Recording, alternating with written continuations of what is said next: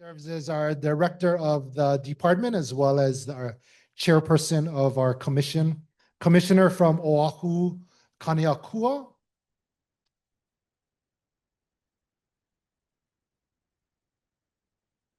And then also commissioner from Kauai, Commissioner Ornelas. And actually, if you could stay standing, she's going to open us in Pule.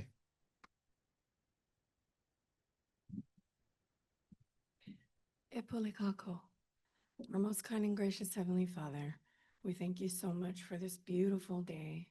We thank you for the opportunity that we have to gather together as family and friends here and virtually. We thank you so much for all the many wonderful blessings that we enjoy each day, our health and strength, our families, our livelihoods, our dreams. We ask that you extend a blessing of protection for those who are on their way and yet to join us. We thank you, Heavenly Father, for everything that we enjoy each day and ask that we are able to come together in heart and mind today. We ask that we will treat one another with kindness and love. We thank you so much for the sacrifices of Prince Kuhio and for the vision that he had, for the steadfastness and the diligence that he had to pursue all that we get to enjoy this day. Heavenly Father, we praise and glorify thy name and ask for all of these blessings and those that we stand in need of. In the name of thy Son, Jesus Christ, amen. Mahalo, Commissioner Ornelas. Next slide, please. Before I bring up Chair Watson, we're going to go over just kind of what to expect for today. So you're going to hear a lot of information. And if you've come to these before, there's so much to retain, so much information, which is good, but I cannot remember everything. So there is going to be a link on the website where you can go back and listen to it again. There's also going to be, I believe, certain types of links that will go towards the developer to see more information about the project, schedule, etc. on that. And so today we're going to go through talking about the Kauai projects. So there's a bunch of projects that are happening on Kauai. Want to share that with you. Also specifically of why we're here today, Waipouli. And then we're going to talk about successorships and transfers. And then after that, there's opportunities and partnerships that we have. Oh, there's a small mistake on here. It should be Hawaiian Council that talks about rental subsidies. And so they're going to share, one of the great things is the department, we can't do things on our own. There's so much stuff to do, so many people to reach. And so it really takes us to work with partners. And one of the partners that we work with is Hawaiian Council. They're going to go over the rental subsidies. And then we're going to talk about what to expect, what's going to come up later on, and so on. And then you'll have a time afterwards. It's called open house, where you can have one-on-one talk stories with Hawaii Community Assets. They're in the back. They've been going through and helping us with financial assessments, which means that helping you go through and understand what can you afford, what can you qualify for, etc. And then we have our housing team. They'll be able to share with you some of the processes that we go through. Hawaiian Council will share with you opportunities that they have, programs that they have as well, and how it's tied to this particular project. Our developer will share more in detail of what's happening besides what they share with you in presentation. If you have more specific questions, they'll be able to answer that as well. And then our HSD, our Kauai office, district office, they have information, more information and paperwork that you might need in regards to successorship and transfers. With that, I'm going to introduce and have Chair Watson come up. Put your hands together for Chair Kali Watson.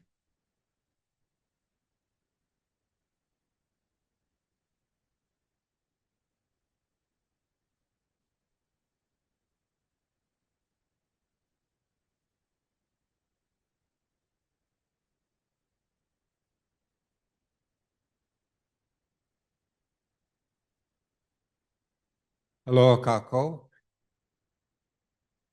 Welcome all of you to this orientation. Let me just explain, it's not where we're making awards, it's an orientation process where we explain this particular project, Waipouli, and also, how you, if you're interested in it, participate in the process and eventually become a homeowner, as well as, more importantly, a homestead lessee. Now, with respect to this particular approach, the department has kind of morphed into a developer type mentality, primarily because, when the governor became and was looking for a director, he asked me to come on board. And one of the things that I came to appreciate and also understand was the enormity of the challenge regarding creating choices for our beneficiaries. With 29,000 on our wait list and limited development expertise, as well as financing, it became very, very apparent that we need to innovate. This particular project is unique. It's the first time in the history of the program we've gotten away from the single family residential. And let me also mention, with the program, there's three different major categories: residential, agricultural, as well as pastoral. This particular project focuses on residential, getting you a house to live in. Now, there's those that criticize this project because, Prince Kuhio wanted his people to get back on the land. Well, that's why we have residential and pastoral. Agriculture and pastoral. That's for those that do want to and choose to get back on the land. We do have that option. But this particular project is the first time the department has ever looked at and proceeded with townhouses. Now, Waipouli, which involves 82 units, is somewhat unique in that it's an upgraded townhouses.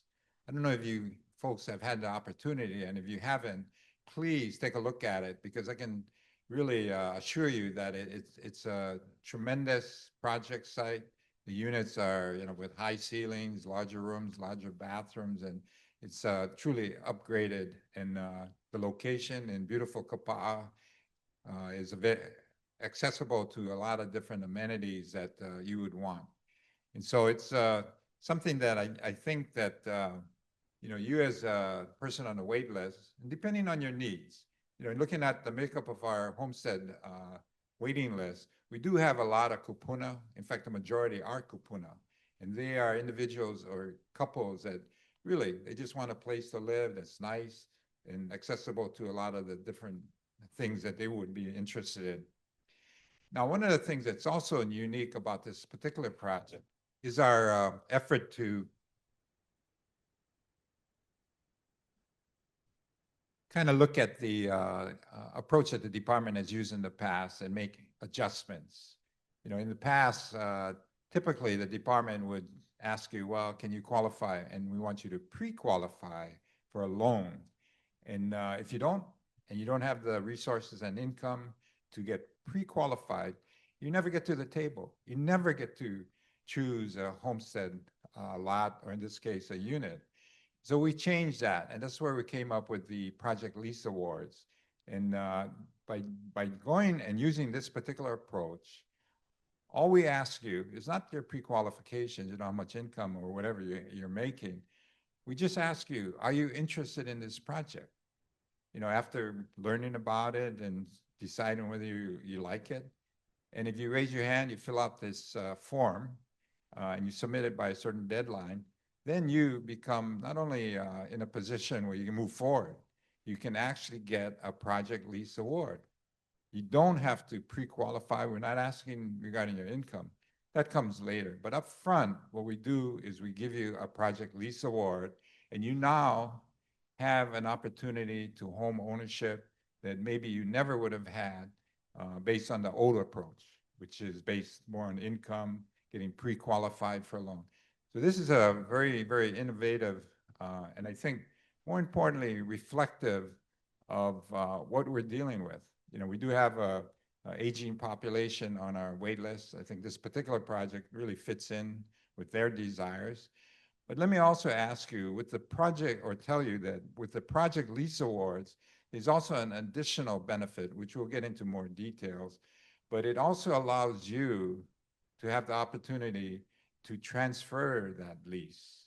As soon as you get it, you decide, I want to bring my kids, my adult kids on the mainland home. So if you want to do that, you can do that. But you need to let us know up front once you make the selection, then we can fairly quickly make a transfer of that project lease award to your child. And if your child is only 25% Hawaiian, that's okay. Because with this change, with the project lease award, you have that ability. It's not a situation where you're on the application list and you want to transfer your place on the application where your child has to be 50% Hawaiian. It's totally different. So it provides you an additional benefit by receiving this project lease award. The other thing I wanted to talk about is, again, this is an innovative approach.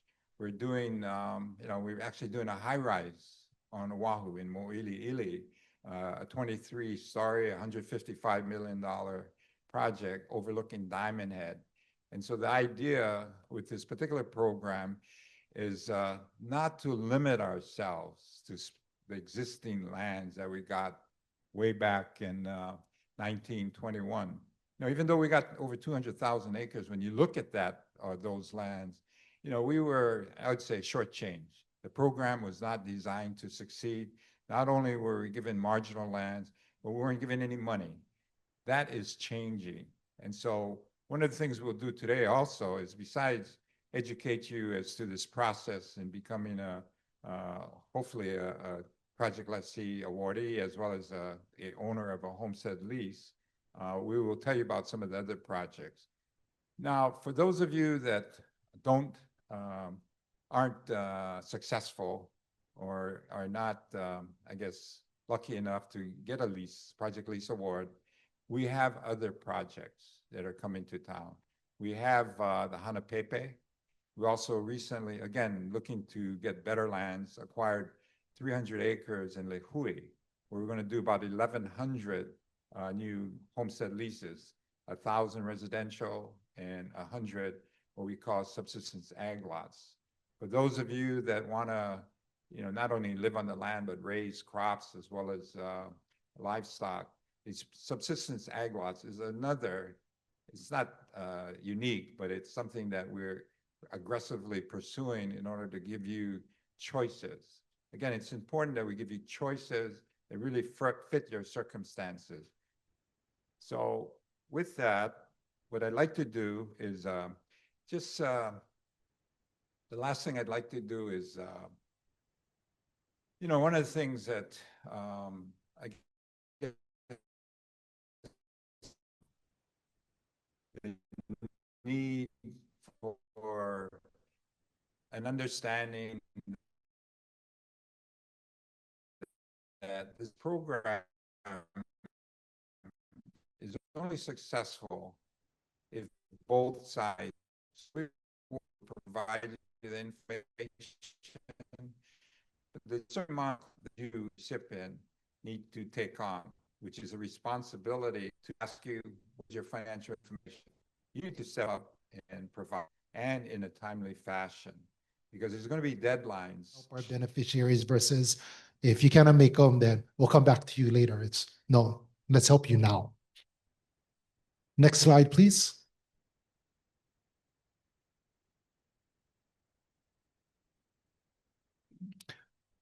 Chair also mentioned there's a number of different projects that we're working on the island of Kauai, Lihue, and Hanapepe. Next slide, please. Roughly about 1,000 single-family homes in Lihue. So if you know where Eisenberg Park is, it's across the street. It's an area where Grow Farm has their agricultural gate. It's all of that in the back. And then it's a combination of single-family homes as well as subsistence agricultural lots.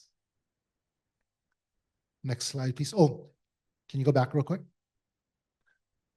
So roughly about 1,000 and I guess, well, about 1,100. We are going to be doing project leases for this area next year. So just be ready. Project leases because we got to help program what's going to happen in the years to come. And we have to get this development moving ahead with that. Next slide, please. We also have, and some of you had attended in Waimea, the workshop in regards to the 30 lots that we're doing a rent with option to purchase with Mark Development. We also have the remaining 52 lots. It's a turnkey development here in Hanapepe. So a total of about 82 single-family homes. Next slide. At this time, I'm going to ask Christian to come up and he'll share with you about the project itself, as well as Craig and Richard. Good morning, everybody. My name is Richard Medeiros. I am the Nahaza Program Specialist at Department of Hawaiian Home Lands. And with me, I have Christian O'Connor with Kalani'o Ole Development and Craig Watase with Mark Development. And it's my pleasure this morning to present to you Aina Ho'opulapula o Waipouli, which is a home that grows and multiplies for Waipouli. This is a pathway to home ownership on Hawaiian Home Lands in Waipouli right here. It is an unprecedented rent with option to purchase that combines affordable home ownership with financial preparation and generational wealth building. And it's right down the street from here. Next slide, please. So this is part of the legacy of Prince Kuhio.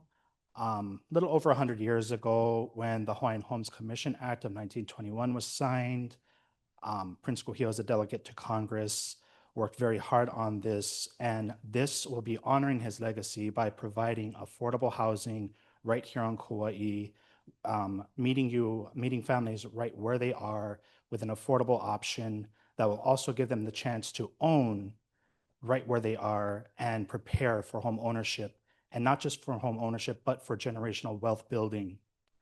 Now, with that, I'd like to hand this over to Christian. Thank you to so give you much. some more information.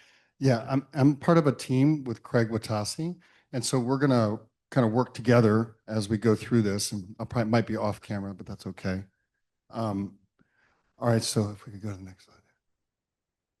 All right, so just at a glance, we have, and Cully talked about this, and let me just step back for a second. You know, Chair Watson asked Craig and I to really try to figure this out, and so this is about what he's asking us to try to, how do we find a way to get everybody on the list into a home, no matter their situation? That's the task. That's what we were asked to do. How do we figure it out? How do we look out and see what types of programs exist? And if they don't exist, you know, go make them exist for us. And that's what he asked us to do. And that's what we did with this. We made something through that didn't exist through his stewardship and the team's stewardship at DHHL. We made this into reality through new programs. And so it's just, it's really excited to be asked to do something so powerful and then succeed. And so, you know, we haven't succeeded yet. Succeeding is finishing this process and moving 82 Hawaiian families into these units and having it complete the process and having them own them. That is success. But so we're just embarking on this journey together.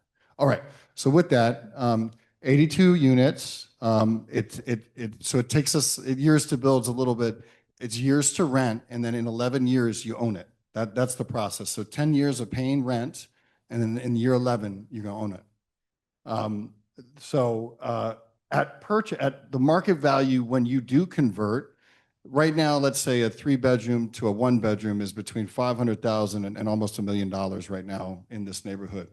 By the time you get to year 11, everything would have gone up. Everything got more expensive, but guess what? The price, due to the way that we've structured this, will keep getting less and less to the end. So it just creates more value. Next slide. I got to be careful. I could talk about this all day, right? All right, so what is it? You got to see in these beautiful pictures, it's right next to the ocean. It's 5 acres, almost 6 acres, and it's got a mix of 1-bedrooms, 2-bedrooms, and 3-bedrooms, and they're gorgeous. These are the most, I've been developing units, and Craig and I would say, no, we've done better, but we really don't do better. No, this is really nice stuff. So it's the most gorgeous thing next to the ocean. You can, if you're kapuna and let's say you hurt your knee, because my mom just had her knee replaced, you can wheel yourself to the ocean because it has one path, ADA path with a sidewalk. You could get all the way to the ocean. And I know my grandma Helen, when she got older, she couldn't really get to the beach, and we live on Oahu, and there's no concrete path to the beach. So this is something where people can get to the ocean, all the way through. It's beautiful. Next slide. Okay, Craig, you got this, right? Okay, what am I doing here? So these are what the rent ranges are going to look like. So Courtyards at Waipouli has 3-bedroom, 2-bedroom, and 1-bedroom units. And so there's kind of a mix of different things that we can offer to a variety of different situations that you may have. So you can see that these rents, because we have a financing program from the state called the Dwelling Unit Revolving Fund, or DURF, we have income limitations. Okay, but you're going to hit that slide next. Yeah. But this is what the unit mixes look like: 21 bedrooms, 42 2-bedrooms, and 23 bedrooms.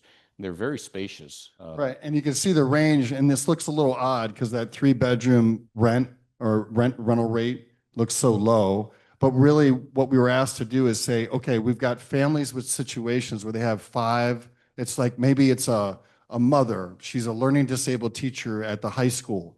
She's helping kids. She's got 4 keiki, and the father's not around. She qualifies for a 3-bedroom and pays $1,000 a month. That's who we're trying to solve. That's just one idea of that solution. Next slide. Okay, this just kind of goes over the property features. We got walk-up garden style apartments. There's no elevators, right? They have all different types. So if you're Kapuna and you've got some accessibility issues, we've got ground floor units for you. We've got, everything was constructed just in 2009. So it's super new in our business. It's brand new, really. And then we're upgrading it. So not only is it relatively new, but everything will have ACs. Everything is getting upgraded. Any kind of dings or any wear and tear, all sorted and taken care of. And not only do we have a program where it's taken care of when you move in with your rental, but then we upgrade it one more last time and update it for you prior to your taking it fully as ownership. And then and our target move-ins are May to August 2026, and then they will be rolling move-ins thereafter. So every month, or about every 2 months, 8 more units will become available until we moved everybody in. And then if you're worried about parking, there's basically 2 parking stalls for every single unit. So it's pretty spacious parking. And then it's not covered parking. So if you got one big truck with big tires, no worries, right? I know Oahu, we worry, but not here. Next slide, yeah. All right, so you want this or you want me to get it? Yeah, you can do this. Okay, great. So how does it work? There's really, for all the beneficiary families out there, it's complicated, and we're trying to make it simple. So there's really just 3 different agreements. There's your DHHL undivided interest lease, which Cully talked about. That gives you the right to transfer this even when you're in the rental period. Or you may not be moving into it and you're going to give it to your keiki because you have another situation. That's what gives you the opportunity to do that. So you're on the wait list, you get your undivided lease. Then there's the rental agreement. Here is what we were talking about for qualification. Undivided interest is one thing. Here, let's say you want your son or daughter and their family to move into this unit, and you've selected it. You've taken your choice and you're going to do this. So here, the rental agreement, we have to qualify them. So we have different ranges, 30% all the way up to 120% of median income. So what Cully asked us to do is usually we get stuck at 80% or 60% of median income. We've gone all the way up to 120%, which is like for a family of 6 people, that's almost $180,000 a year. So it's a lot of kids though. So you're really not bringing home that much money. So that rental agreement, you don't have to be the person that selects it, but your keiki, that beneficiary, that 25% or other beneficiary will have to qualify for whatever those income levels are. The main thing I want to add in on this is, you may be thinking, oh, I do really well. I'm over income, or maybe you think, oh, I don't make enough money. So don't disqualify yourself. If you want to live here, fill out the application, sit down with us, and we'll coach you up on different ideas or strategies that may help you, because this is income qualification based on your family size. And we've done this before. I did this in my first rodeo with Cully when he was chair the first time. And, we had some people going like, oh, I get one family of 4. I'm just above the income limit. I make a little bit too much money. And I said, we would tell him, go hanai your cousin's kid, not your family. And that's law. The definition of familiar status in Hawaii statute includes hanai children. So I said, no, go hanai somebody and then come back to me and now you're income qualified.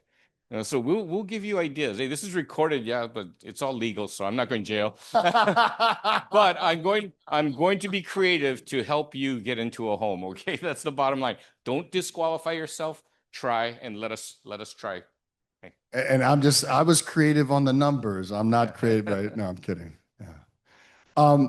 And then lastly, the last piece of this whole puzzle is our purchase option. And this is that's the document that allows you to buy it at the end. And it basically how it works is, we've got to honor all 3 of these so you got to honor all 3, and you got to do what's right on the rental agreement for their term, and then the purchase option is in effect. You acquire the unit, and it's over. It's yours and then it's a beautiful thing. All right, next slide. All right, so this is what I was kind of talking about though. So those 3 documents are important. They're individual documents, but they're all linked together. So we got to perform, and we have kuleana on one document. It means it's kuleana across all 3 documents. So we got to do what's right for all the different documents, but it's not that complicated. We really live with those values, I think, every day. So it should be pretty easy for all of us. Okay, next slide. So we're in the initial phase is what we're doing. We're a part of the orientation process. Then we're going to do the selection. Then we're going to start moving people in May, June. And so this first phase of the process is our rental period. While we're renting as a community, we're paying down the loans so that we're going to get this low price years from now in the 11th year. And while we're doing that, our incomes were rising. So now we're getting more affordability and more affordability each year we go forward. So that's that phase. This is our phase where we're going to create all this extra space in our lives and in our budget.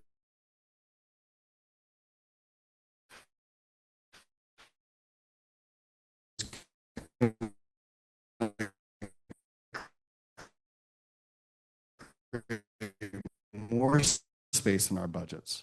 And then phase 2, now you've got this extra and you've this best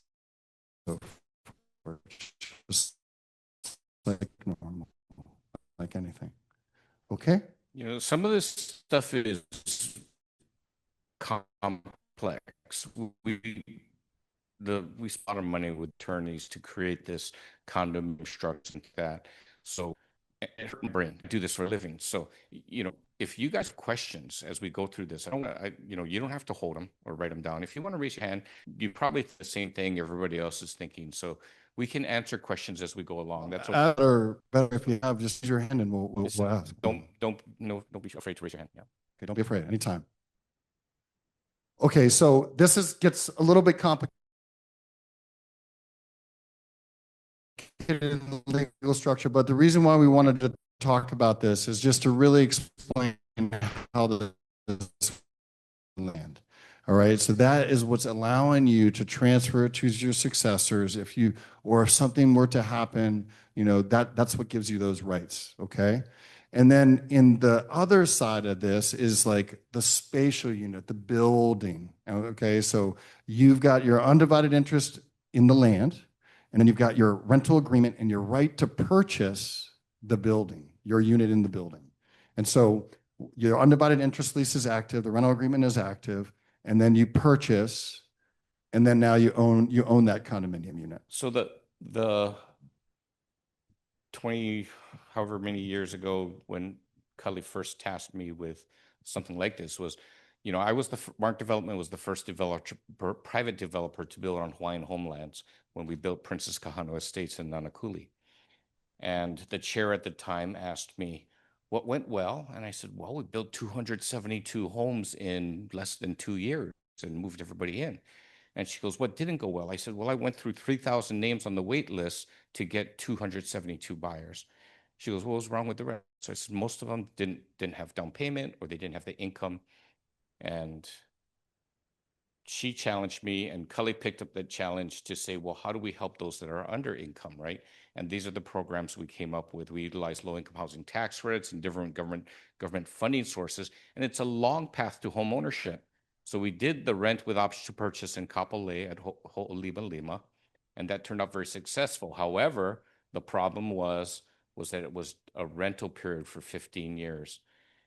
And the chair said, you know, if you owe, you may not make it to the 15th, 16th year, right? So he said, he came up with this idea, said, we're going to do this undivided interest leases. So if they don't make it to the end, at least they have something to pass on to their successors. So that's the problem we're trying to solve.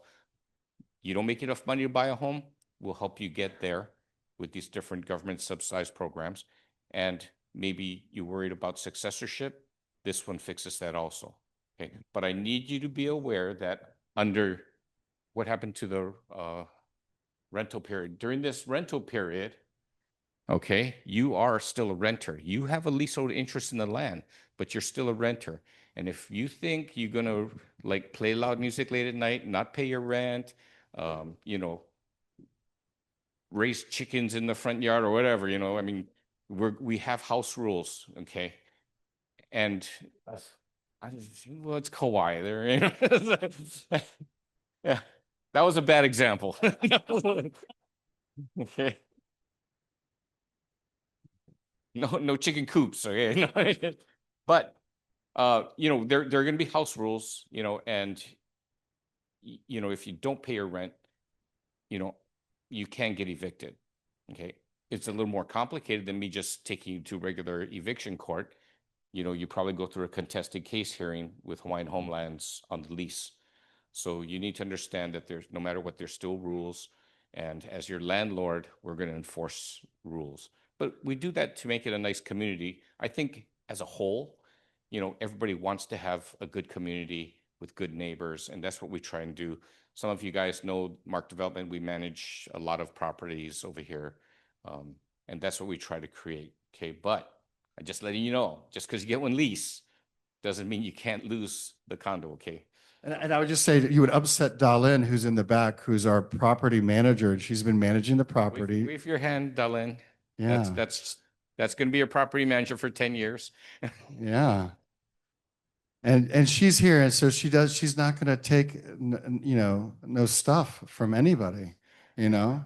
And she wants everybody to be respectful and kind, because she just wants to enjoy a good life and have all these beautiful people move in and just run a great ship. And right? Darlene is an example of somebody that missed out because we didn't have this program in place 20 years ago, when her father, who was a eligible Native Hawaiian, passed away and didn't have anything to pass on to her. So unfortunately, she, as a 25%, cannot, right? So she'll be the property manager for a while, but she's all jealous of you guys. Yeah. Unless we can make not some... too late, go dump your husband and go find one Hawaiian guy. No, her Yeah, we husband's... gotta have Hawaiian Home Lands match.com. No. Oh, okay, Craig. Okay. Moving on. All right. That's why I'm here. That's why he needed me. Whew. All right, boy. Next slide. You get chance now. Okay. All right. So just like roadmap. Oh, yes, ma'am. You mentioned we need to pre-qualify. If we didn't want to take it, then we would have to get our child pre-qualified to get into this unit, right? If we chose not to take it, and we're going to set our kid up to get it, right? Correct. Okay. Your child would have to meet the Right. income qualification. Okay, now my question is, if we took it and then we're living there and say 8 years, we passed. Right. Now, at that point, our successor would take it over. Now, do they have to pre-qualify to get into that unit now? Because we've been there 8 years. Right. So that's my question. Good question. So well, there's been a lot of attorneys thinking about these things, and we have a path to resolve that type of issue. That's why we set it up. So in that type of circuit, I don't want to get into like the scenarios, but we have well, email after email, document after document of scenarios. So we've thought that through. There is a way to deal with that. It's not perfect, but typically in that situation, we might backfill in a renter if they didn't qualify, for instance. They would rent out the period, and then upon completion of the process, there would be an exit there. But again, like Craig said, I mean, they'd be able to purchase it. So I'm talking in the wrong language here. So yes, we've figured it out. But then also we've got some of the gymnastics that Craig was talking about too. So kind of understanding those things, because one of the biggest things we didn't want to do when we set it up is it's 11 years, it's 15 years. You don't want to stop somebody's growth and making money and trying to grow their wages and grow. That's the one thing about public housing and stuff, right? You can't grow your wage. You can't go be something, right? Well, in all this, you start, you can be whatever you want to be. Once you qualify, you're in. And so that's the other part, is if we can qualify everyone early, like at the outset, then we don't have to deal with a lot of those issues, right? So there's a couple different ways we got it, and we just have to really hear the situations, and then we'll navigate through the pukas that we have available. Yeah, there's several different scenarios and several different solutions to that. You know, if it happens suddenly, you know, we would and your successors couldn't qualify, you know, we might rent it out for the remaining few years, and then when the purchase option became live, they'll have that leasehold interest, and you know, we'll remove the renter who will not have a leasehold interest, and then bring in your successor, you know, for But the purchase. that's like That's one scenario, Right. you know, but there's a whole bunch of different ways we can, it just depends, you know, to resolve. You know, if you are planning it, you know, you can bring your family into the household, just add them in as household members, and then you guys exit that household. So we're trying to comply with government rules, so that's we are all we're doing. We're complying just with trying to all navigate government that, rules. but Right? I'll bend and massage the rules as much as I can Bless you. to make it work for you guys, right? So our goal, you understand what our goal is. We're trying to get you and your successors into the homes. I mean, Kale said basically they pick it, you figure it out, right? So that's the goal. Okay, so just quickly, really quick on the roadmap. So application move in, then kind of foundation building. So we're gonna Kauai Community Assets, and our team starts to sit with you right out of the gate. It's like, okay, what are we gonna? We know kind of what the price is gonna be at the end of the process. So we already know what you need to save. We're gonna pull your credit reports. We're gonna start helping you be healthy, and it can start small. It's like little baby steps, and then we'll get there, right? So then it's foundation building, then we're saving money. So we've got control of our budgets. We now got this great place that we're living. Our life is stable. We can understand. So now we're going to save, right? And then final preparation, we're getting our docs together. We haven't gotten any credit cards for a while. We haven't bought a new car. You know, we're ready. All right. And then purchase time. And that all happens. And so really you're renting for 10 years. And then right within those first 30 days of year 11, the first 60 days, we want everybody moved in, you know, everybody, so that it's your community. And I just want to say, throughout this whole process, our expectation is an association is formed, a community association. We've got the community starting to act. Hey, we'd like this. We want our community to be like this. Self-determination, self-reliance on self. And so we're looking to help you guys set all that up too, so that the community is really telling us what it wants to be and who it wants to be as we complete this transition. So, you know, my experience, my father's from Kauai. I'm the son of a Waimea class of 49 grad, right? So my roots are from here, you know, and my experience is that a lot of the people on Kauai, they're not real familiar. Most of the condos are for the tourists, you know, but so, you know, if you have questions on condominium associations, you know, because many times some people don't understand that, you know, you're used to doing your own yard work. Now we're going to have maintenance guys to do the yard work, but you're going to pay a fee that everybody pays a association fee. So even after your rental goes away. Your rental is replaced by a mortgage payment, but the cost to maintain the property, there'll still be a fee collected for that. Okay, but it's going to be your association, and you guys will decide what kind of improvements and things. And we're going to help, there'll be a professional manager to help decide what things, like when the buildings need to get repainted, when the roofs need to get re-roofed, and they'll budget and plan for that. So just so you understand that in this, it's a little bit different than just your own home, and you got to say, oh, okay, I better save money because in 5 years I got to repaint, we'll do that as a collective community. So just so everyone understands, condominium association, there's a cost to it, but it's all for the benefit of your facilities. Right, because these buildings won't fall down in 65 years, right? They'll be maintained, they'll be taken care of. So when you think about what happens in community, these will be maintained throughout because you can't not maintain it.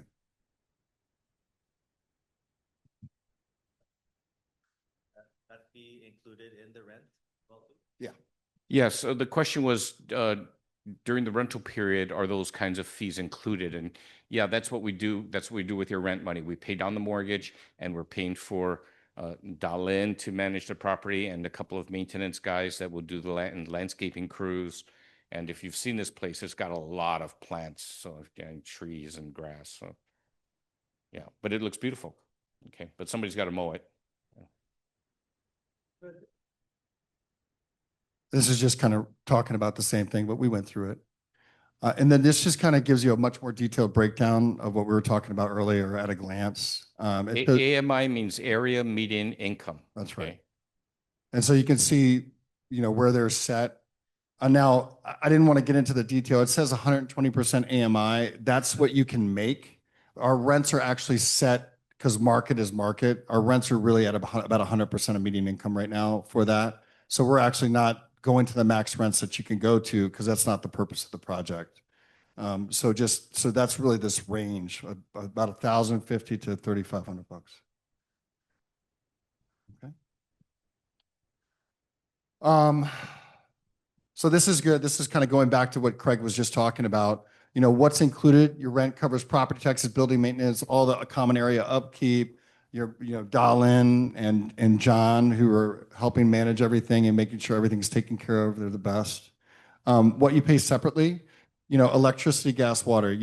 We've always run buildings. There will be a PV system. There will be battery packs in place. We're putting all that in, so it's less expensive for you to pay your utilities. But you still got to pay your utilities. A lot of times we've done a couple projects where we had all the best photovoltaic, and you're like, oh, everybody's electricity is free, right? Yeah, and then all of a sudden it's not free to the building anymore because everybody leaves their air conditioning on. I got mold everywhere, and it's like, oh. So it's good that everybody pays a little bit of money, but we're trying to do everything in a way that's very inexpensive to operate your condominium unit, right? So you're gonna have PV, battery packs, all that stuff. Yeah. And then just an annual recertification. So certain we're kind of going to go into this a little bit with Richard here. There's NAHASA units, right, that are highly supportive and subsidized. So those NAHASA units are discounted and then discounted further, depending on if you need rental assistance or not. So that's that type. That requires an annual recertification to continue to get your NAHASA rental assistance benefit. But if you didn't have the NAHASA rental assistance benefit, it doesn't matter. Your income can increase once you're in. You have to do your recertification. You have to provide us the documentation, but it's just doing that process so we can see how you're doing and how your health is. It's not a requirement, right? I mean, it's a requirement, but not a requirement to maintain your status. And you can talk to me about, I screwed that all up, so you can ask me about that later. Okay. All right, next slide. Okay, so here we go. This is Craig's favorite slide, so he's got this. Okay, so, and I think Mark Development manages, 600-700 apartments here on Kauai. They're all government assisted stuff, tax credit, Section 8, farmer's home type stuff, right? Senior housing and whatnot. So, and I say this to everybody. I said, as a landlord, I just want you to pay your rent on time and be a good neighbor. Okay, that's, which is follow the rules, which is mostly just be a good neighbor, right? Don't play your music too loud. unless you invite everybody for a party. If you invite everybody, then nobody complains, you know, and I won't complain either. So but because of the difference in government assisted housing is that we do have to do these income certifications annually.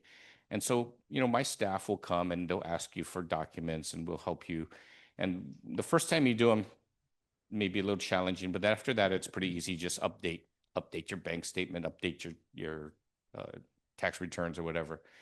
Okay, so and then maintain the inside of your house, your home, right? That we do check for that. Now, when you own it yourself, I won't care.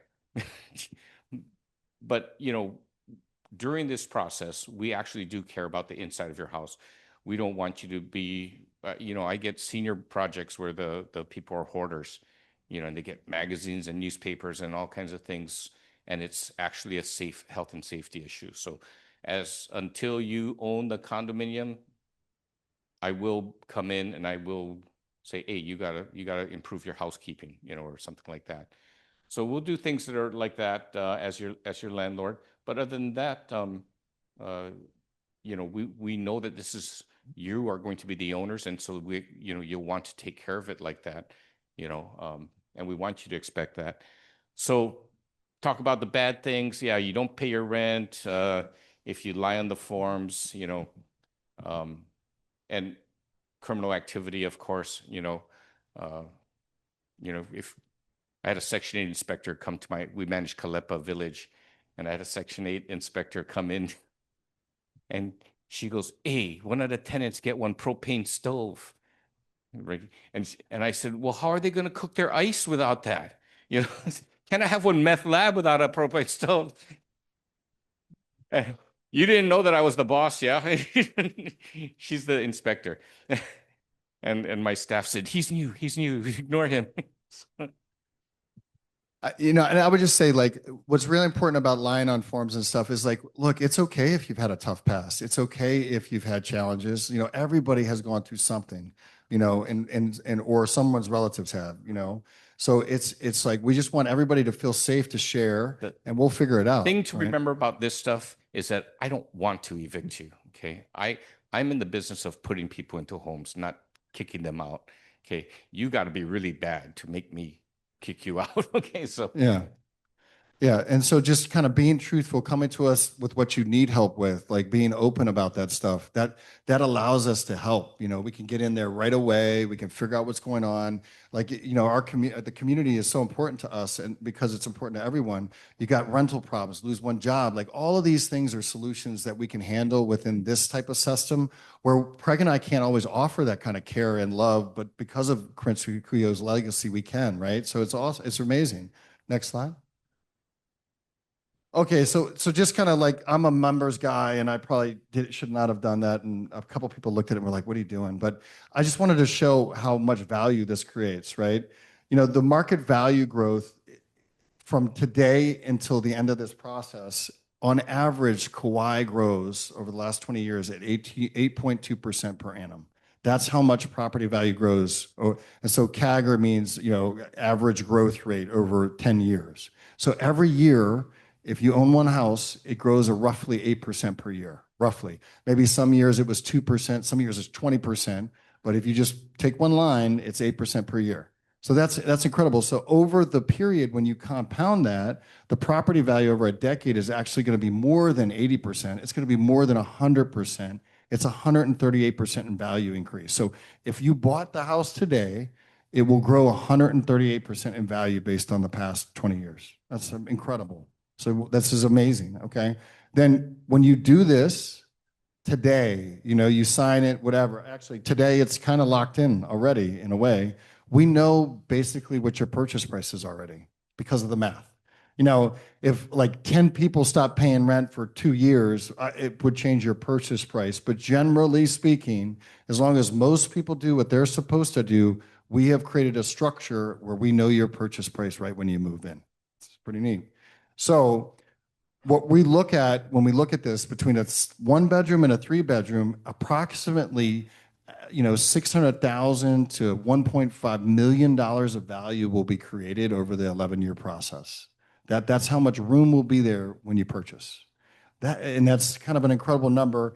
And we're going to work diligently with Cully and his team to figure out how we can start to get at that value so we can put our kids to school with that money. We can do these other investments in businesses and jobs. We're working on that, but that's the type of value that will be there. And so that's the type of wealth creation this is. You know, we got some work to do to figure out how to utilize that wealth to invest in our future and our Keki's future, but we're going to continue to work at that. Next slide.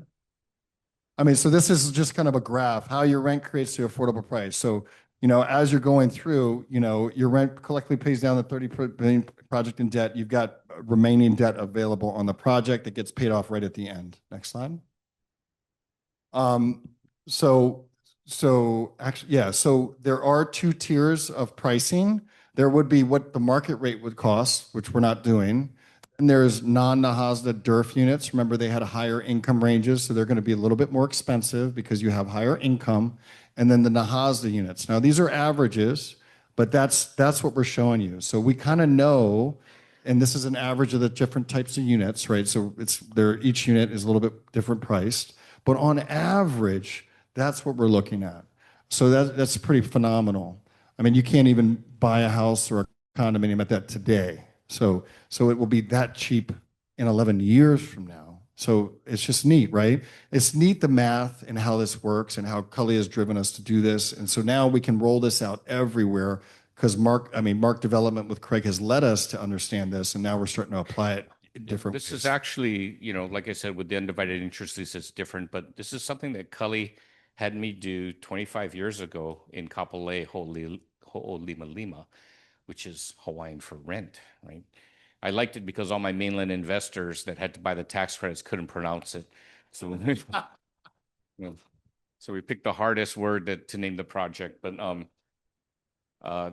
so, you know, we did that at Ho'olimalima, but we didn't have the undivided interest leases. But it was using low-income housing tax credits, which requires a 15-year rental period.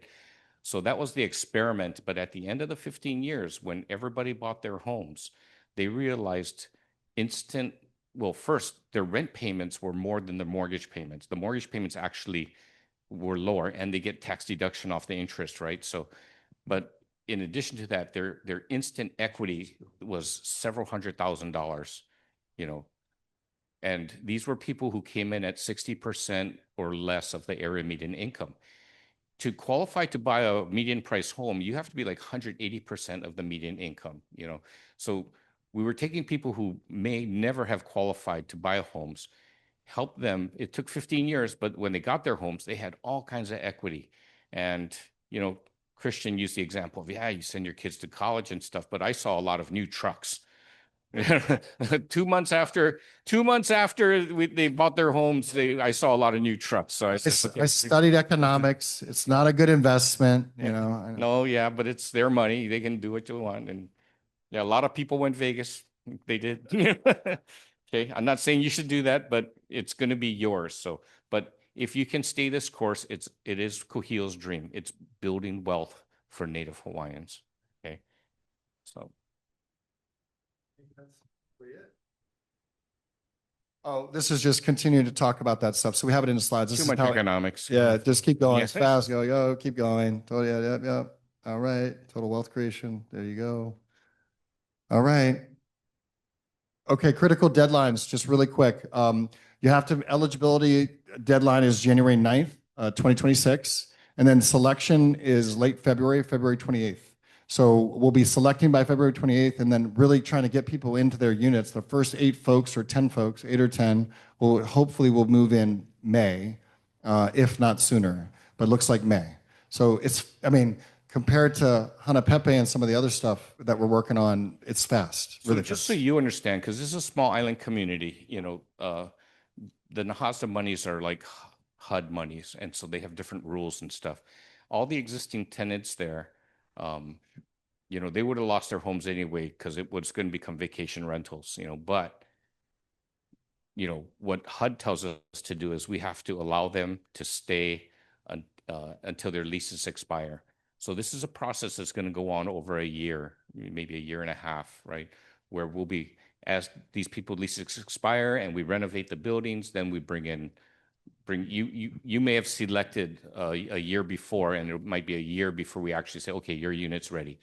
Moved out the other guys, fixed up the apartment, and then move you in. So just so you understand, it's this conversion process is going to be a 1 to 2 year process. Okay. And DHHL and the community, both local community and state officials, have wanted us to take our time in this process, to be as gentle as possible, to take care. So that is what we've been tasked to do. That's what the program is. And so all the folks that are there, we're going to do our best to take care of everyone. I mean, Dalin's been doing it for 1.5 years already. And so I wouldn't want we are concerned about the well-being of the folks that are there, and we are doing everything to be Pono. I thought we're trying to pit the Hawaiians against the guys that are in there now. No, no. Fine. No, All just joking. Yeah, we're Go trying to be back one gentle. side, one back The side. right word is gentle. Yeah. These are our neighbors. Yes. They're not Native Hawaiians and they're not eligible, but these are our neighbors. So we're trying to, there's a relocation package too, just so you know, the people that you are evicting. Nah, the people that are moving out, they're being offered generous relocation packages. So Okay, don't feel too bad. we're good. Okay, part one, just so a couple things about the HHFDC stuff that I know Lehua and I wanted to make sure we talked to everybody out. So when you do the DERF, the DERF funds are allocated to about half of the building. Let's just go half of the building have this, they can go all the way up to 120% of median income. Okay, that's great. But with that help came, some teeth.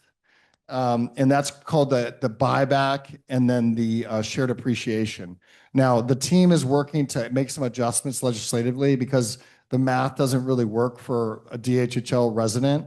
A DHHL beneficiary. So we're going to make those changes, but we'll just talk to you about those. We'll disclose that. The gist of it basically is that as long as you stay in your unit for 10 years, you're good to go. There's no impact to you whatsoever on the buyback, and that's what we're going to do. And then on the other version of this, the shared appreciation, the benefit of what Nahasda and these other subsidy funds are doing are creating kind of a weird math thing. So we will explain that to you in detail, but we're working, and HHFTC is working with us to deal with that. Now, I want you all to know that Lorna Komatani is actually a Native Hawaiian beneficiary.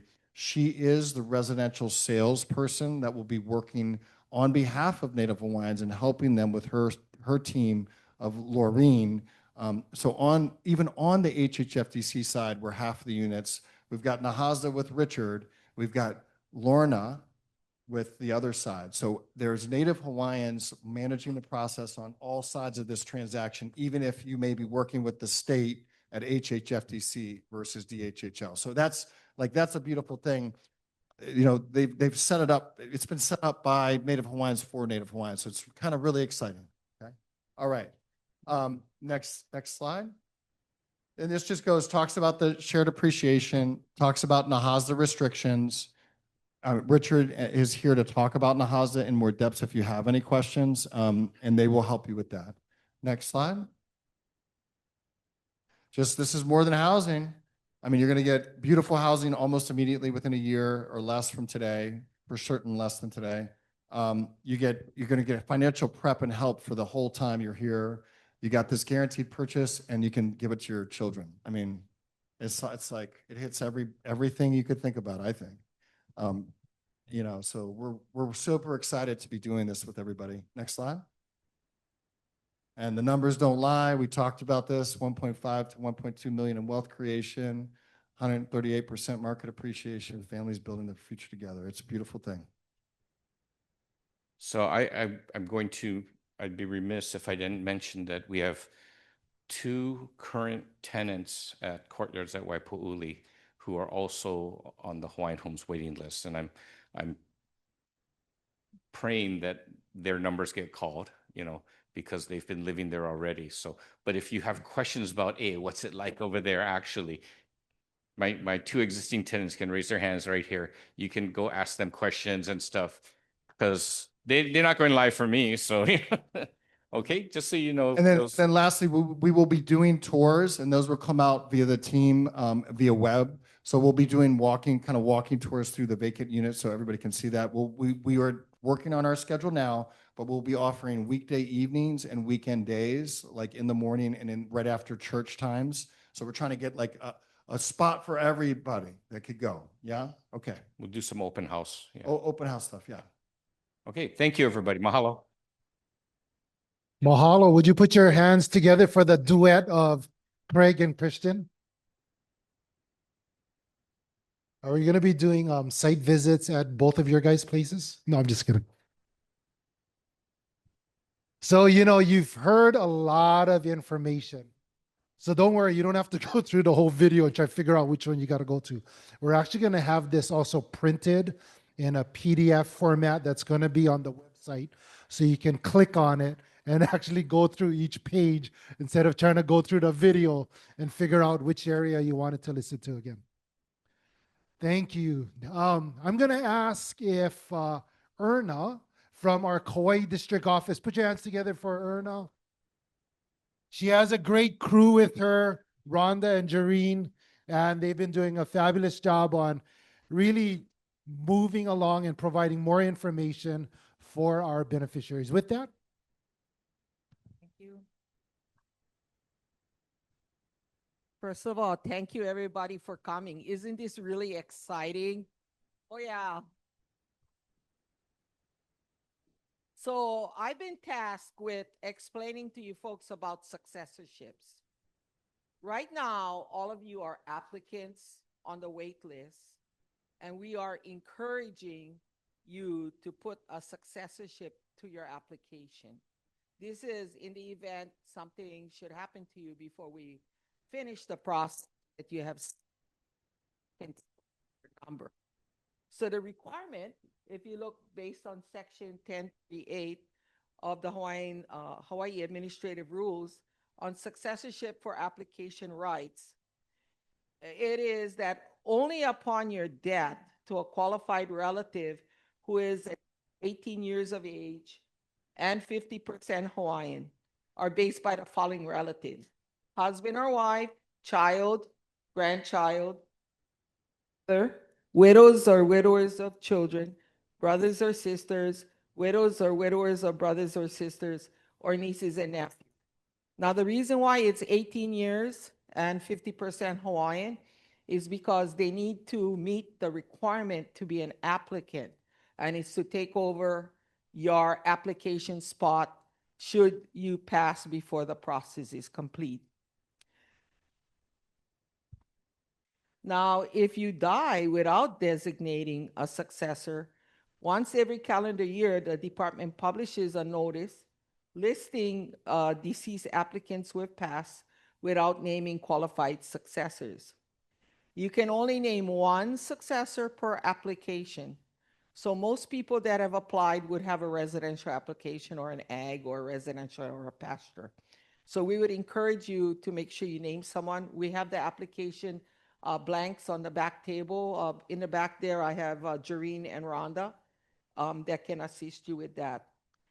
Now, if you fail to name someone, the notices are published in the following newspapers, typically near the end of November each year: the Honolulu Star Advertiser, Maui News, the Garden Island, Hawaii Tribune Herald, and West Hawaii Today, asking for heirs to come forward.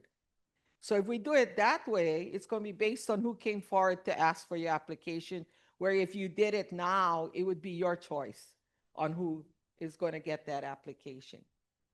Now, a qualified successor to a decedent's application rights must submit his or her successorship claim to the department within 180 days of the last date of publication. If they don't, and nobody put in, your application is gone. Okay? So there are deadlines. So again, 18 years of age, 50% Hawaiian, husband or wife, child, grandchild, father or mother, widows or widows of children, brothers or sisters, widows or widowers of brothers or sisters, or nieces and nephews are your lot selection you can pick from. Now, we're going to talk next about lessee. So after you select and you sign your leases and you become a lessee, this changes a little, yeah? So eligible successors now, if they're a husband, a wife, children, grandchildren, or siblings, are 25% Hawaiian. Doesn't matter on their age. Okay, it's 25% Hawaiian. Eligible successors at 50% Hawaiian include father and mother, widows and widowers of children, widows and widowers of brothers and sisters, or nieces and nephews. If you pass away without designating a successor, you didn't come in and tell us who you want to get your parcel. Once we become aware that you passed away and we have a copy of your death certificate, the department shall publish notices at least once in each of the 4 consecutive weeks in a newspaper of general circulation in the state, Honolulu Star Advertiser, Maui News, the Garden Island newspaper, Hawaii Tribune Herald, and West Hawaii Today. Qualified relatives want to succeed to the lease must submit a claim within 120 days of the first publication date. We typically do this twice a year, usually around June 30th or on December 31st. Again, they're just reiterating to you that if you die and you didn't do it, who's eligible? Husband, wife, children, grandchildren, brothers or sisters at 25%, or at 50%, your mom and dad, widows and widowers of children, widows and widowers of brothers and sisters, and nieces and nephews. Nieces and nephews. Okay. Couple things we kind of want you to remember when you go through this process. The relative you designate as a successor is your decision. We encourage you to discuss your choice of successor to your application rights or to your homestead lease with your ohana so your intentions are made clear. Not having the discussion may cause family issues later. Make an appointment with the nearest district office to file a new or updated designation.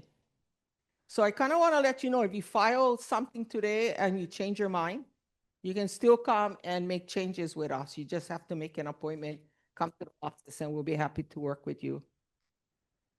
Naming a successor. As a homesteader, you are a property owner with certain rights and obligations.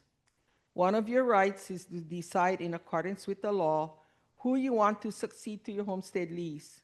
The HHL will dispose of your leasehold in accordance with your choice, providing, of course, that that person or persons designated are qualified to succeed to the lease. Any questions? Okay. Thank you. Mahalo. Thank you, Arno. Once again, information is going to be on the website. You can take a look at it. That's a lot to remember. I know that I'm going through it right now. We just submitted my dad's death certificate. And of course, they got to go back to who was successor on it. But my sister never changed her address. So make sure you guys update your address because it goes to someplace. You don't know where it goes. My sister lived in Macaulay about 20 years ago. Well, nobody's in Macaulay now. She's in the continent. Anyways, just make sure you update your contact information. Very important. I'm going to ask Kaui, the COO for Hawaiian Council, to come up, and she's going to share about rental subsidies and then just the Hawaiian Council in general.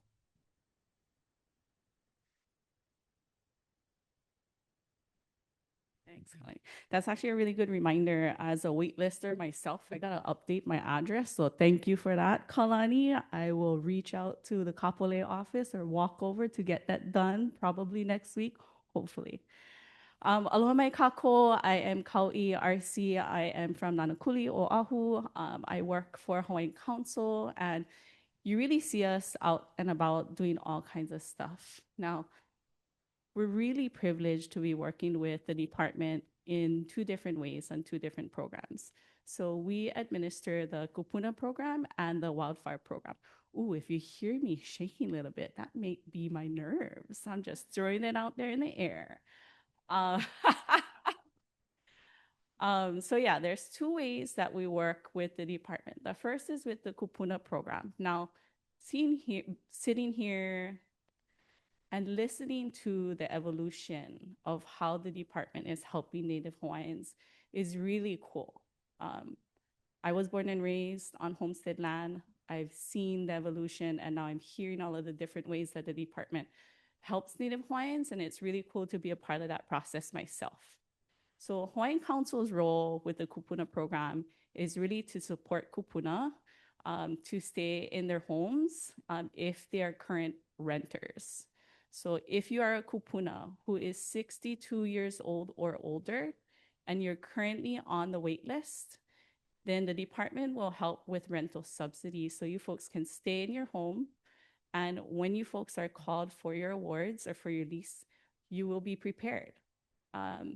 There are a couple of guidelines that I want to point out. One is the requirement of an 80% AMI. And the other one is that if you have a current rental subsidy from another program, so like Section 8, you're not going to qualify for this program.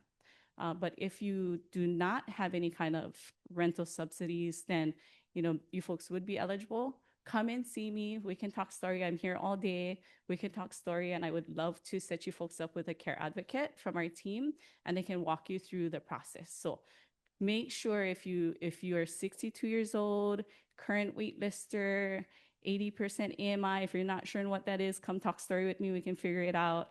And if you're not receiving any kind of Section 8 or rental subsidies, I want to get your information down today, and then we can connect you with our team member and take you through the entire process. So that's the Kupuna program.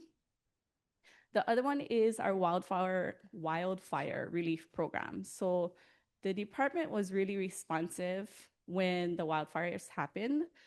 Everyone knows what happened on Maui, and then there's also Hawaii Island. So if you are a current lessee, if you've been offered an undivided interest parcel, or if you're on the wait list, and you have been impacted by fires on Maui or Hawaii Island, the department will provide subsidies for rent and also utilities. Now, this one's a little bit different. The AMI requirement is at 120%. And if you're not sure on what that is, come see me. We can figure it out together. And they will, like I said earlier, they will help to pay for your rent and your utilities. So also for that program, if you folks want to participate, if you're just interested, and maybe you might not have been impacted, but you know of somebody who has been impacted or might qualify for the Kupuna program and they're not here today, let me know. You can sign up your own, give me your own information, and then we'll talk story and we can reach out to the person who you think may be interested in one of these programs. So, all right, that's all I have. Mahalo. Mahalo, Kaui. Oh, Ananakuli Ea, me too. I grew up on Mohihi Street. Woo. Yeah. So I'm going to ask Michelle. She is from our housing projects branch. She's going to share about the process of what's coming up on January 9th. Good morning. So again, Michelle Hitzman, I'm the Housing Project Branch Manager. What we do is we handle the offers and the awards, right? So the letters that go out and the invitations. So first, I just want to apologize. Yep, there was a mix-up with our print shop, and you all may have received the Hana Pepe letters twice, and only in the last few days received the Waipouli letters. So again, we apologize, but we do want to mahalo the Kauai District Office for helping to field some of those calls and get the word out, and also our Information and Communication Relations Office, our ICRO division, for helping to get the word out through media. So we are happy to see some of you all here today, as well as the applicants online. So again, as we talked, I mean, I know you all sat through a lot of information, right? A lot of great information about this rent with option to purchase program. Income restrictions, they talked about the house rules, but I want to kind of go back to the undivided interest lease, right? So in Christian's slide, he talked about 3 different areas, the undivided interest lease, the rental agreement, and then the purchase option, right? So I'm just gonna focus on that first box, the undivided interest lease, but you may have heard Chair Watson say the project lease award, right? So those words are interchangeable, although we have kind of rebranded that program. So it is now called the project lease award. So that is what you would be issued. So again, what is a project lease, right? It gives you an undivided interest in a specific area, subdivision, or parcel, right? So for this particular offer that we are making, you would hold an undivided interest in the Waipouli rent with option to purchase project, right? So if you have the lease, just understand that when we do offer like the Lehui, for example, you would not get that offer, right? Because for all intents and purposes, when you take this lease and you are renting that unit, that's your unit, right? I mean, the intent is you're renting it for 10 years for you to purchase. So just understand that if you do decide to participate in this program, if we award you a lease for the Waipouli, that's where you're holding your interest. But it does allow you to designate your 25% successor, right? So that's one of the main benefits of receiving this lease. Again, for 10 years, you're renting the unit. But in that 10 years, because you're holding this project lease, you have the ability to designate your 25% successor. So, God forbid something happens to you before you're able to purchase that unit, you can pass it on to your eligible successor, right? They'll have the opportunity to purchase that unit, rent, and then purchase that unit. But then you can also transfer it. I think that example was brought up earlier, right? If you would like to take this lease, but you're over income. However, this could be an opportunity for your child, right? This is something for them to get started. You do have the ability to take the lease and then immediately transfer, and the developers will work with your successors, right? They will work with them to look at their financial ability to fit them into a unit. So again, that's the biggest benefit of having a project lease. And then over the 10 years, I think Christian talked about building your wealth, right? Saving, building your wealth. So it gives you that time to get financially ready to then purchase the unit at year 11. When Cully talked in the beginning, again, he said, all you need to do is just say you're interested, right? If after hearing this information today, getting your questions answered, you believe that, yes, this is a project that is right for me and my family, and you want to do it, just submit that interested form, say you're interested, get it to our staff. We have it today. Again, for some of you all that didn't get the letter yet, we do have response forms in the back. You can fill it out and give it to one of our staff members. The deadline for that is January 9th, right? So if you don't fill it out today, but we highly encourage that you do, you need to submit it on or before January 9th. You can drop it off to the district office. You can mail it into the Kapolei office that's on the response form. We even take email. So as long as you all get it to us before this deadline, you'll be included. And one of the things I cannot stress is if you send it in, you can give us a call and just double check that we got it, right? Because that's the main thing. What we don't want to happen is after the fact, we're making these awards and we sent out the invitations, you then call us and say, I did submit my response form, but I never got invited, right? So that's a little late already for us to go back and resolve it. So give us a call beforehand, double check if we got it. And so when will you receive your project lease? So we are tentatively scheduled to do the selection meeting on February 28th of 2026. So again, if let's say, we're leading up to it, a week, 2 weeks before the 28th, you haven't received an invitation, but you submitted your response form on time, give us a call. We'll be happy to get that information to you. But again, we just don't want you to miss that opportunity, right? We don't want to get the calls after the fact. And then we'll send out an invitation letter. We'll have more information as far as the venue, the time, and so forth. But I just want to stress that again, there's 82 units. So we're awarding 82 project leases. And how we do that is based on your ranked order, your application date. Next, please. So again, project lease awards meeting. First thing is you're going to be invited. I just talked about you send in your response form by January 9th on or before. Then we will send out an invitation and invite you to the awards meeting that is tentatively scheduled for February 29th. Names will be called based on ranked order. So it is based on application date. So again, we have 82 units, so 82 project leases. If for some reason we get more interest than the 82, I think Kalani went over some of the other projects that we're going to be offering next year here in Kauai. So there will be other opportunities for our applicants to receive project leases. What's going to happen that day? So that day during the selection meeting, you will actually sign your 99-year lease award, right? So we will bring notaries in, you will make your selection, you will go to one of our notaries, you will sign your lease that day. And you can also designate your successor that day for the lease.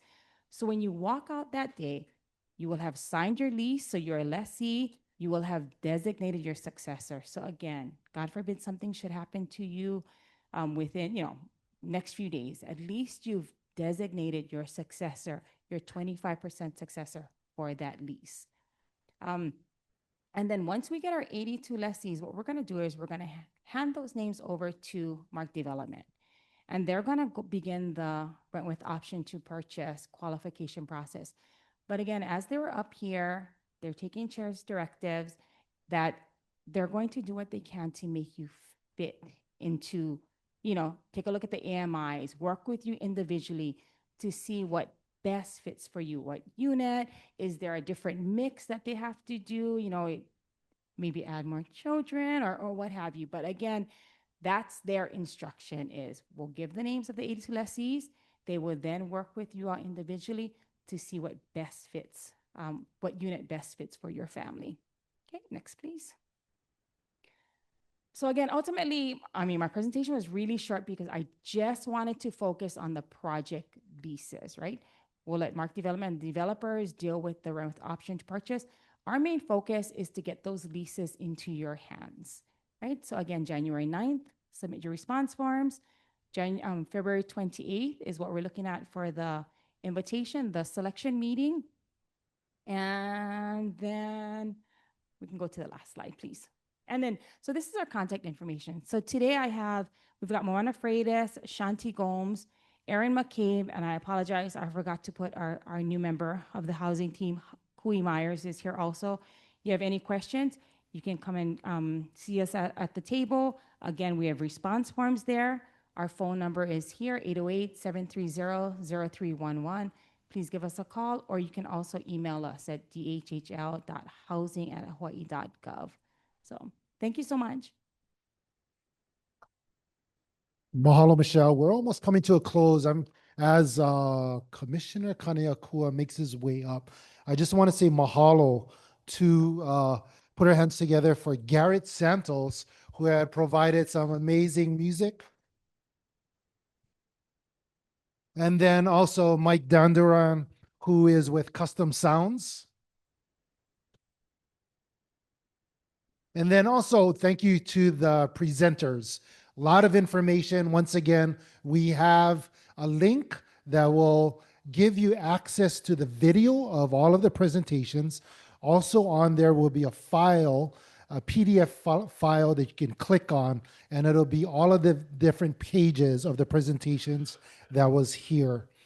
And if you have any further questions in regards to all of the different presentations that was made, we have a workshop area. You can go back, ask the staff and also our partners and our developers on any questions that you may have. With that, I'm going to ask Commissioner Kaneakua to close us in Pule. Epule kako. Our dear Heavenly Father, we thank you for this morning. that is filled with goodness and mercy. We thank you for the generosity of the founder of this wonderful act that moves to house our people. Thank you for bringing people here, those that were able to join us online or those that are coming. Bless us as we go home. Let us be blessings to others. These things we ask in your name and give you thanks. Amen. Amen. One last thing, and that is remember to ask. If you got questions, try. Don't disqualify yourself. Just try. And make sure you look at the deadlines, turn in the forms that we're asking for. Mahalo for coming, and have a wonderful day. Aloha.